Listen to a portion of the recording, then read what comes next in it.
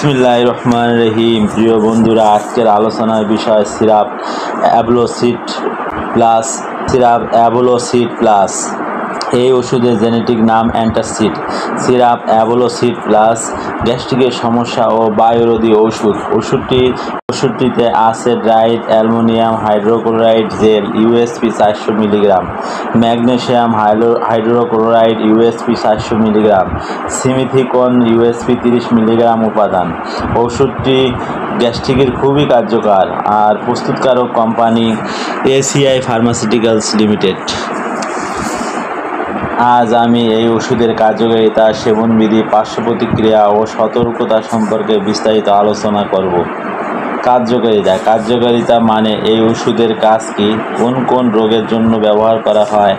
তো কার্যকারিতা হলো গ্যাস্ট্রিকের পরিমাণ অনেক বেশি, পেট জ্বালাপোড়া করে, পেট ব্যথা করে, পেটে বুটবাট করে, কিছু খেলে পেট ফুলে যায়, পেট ভার লাগে, বুক ও গলা জ্বালাপোড়া করে, গ্যাস্ট্রিক আলসার ও পেপটিক আলসারের সমস্যা দূর করে, পাকস্থলী ও স্টোমাকের ঘা দূর করে, পাকস্থলীর প্রদাহ ও ব্যথার সমস্যা দূর করে, হজম শক্তি বৃদ্ধি করে, লিভারের দুর্বলতা দূর করে এবং কোষ্ঠকাঠিন্য দূর করে। সাধারণত এইসব সমস্যায় সমাধানে কার্যকর ওষুধ। প্রিয় বন্ধুরা, ভিডিও সম্পূর্ণ দেখুন। ভালো লাগলে লাইক, সাবস্ক্রাইব ও ফলো করতে ভুলবেন না। ওষুধ সম্পর্কে কোনো বিষয়ে জানতে কমেন্ট করুন।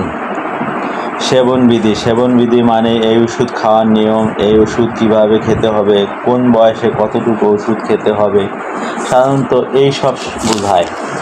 সেবনবিধি হলো 12 বছরের ঊর্ধ্বে এবং প্রাপ্তবয়স্ক 2 চামচ করে দিনে 2 থেকে 3 বার সেবন করতে হবে। খাওয়ার 1-2 ঘন্টা পর সেবন করতে হবে অথবা একজন চিকিৎসকের পরামর্শ অনুযায়ী সেবন করতে হবে। পার্শ্ব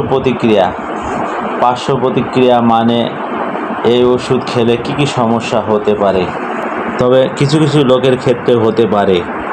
পার্শ্ব প্রতিক্রিয়া সবার ক্ষেত্রে হবে এমন কোনো কথা না।